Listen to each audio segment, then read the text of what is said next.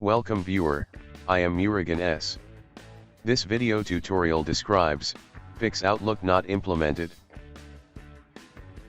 Type Control Panel in Windows search bar. Click Control Panel. Click Programs and Features.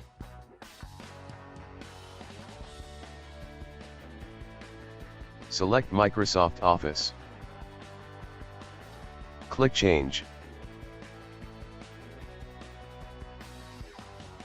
Check Quick Repair or Repair.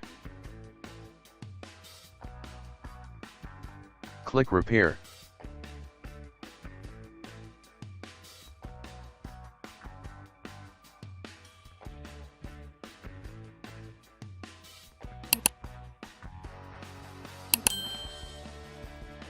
Done repairing.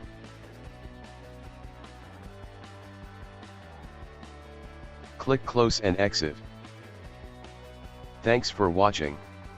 I hope this video tutorial helps to solve the problem.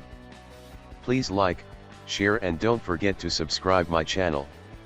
See you next video.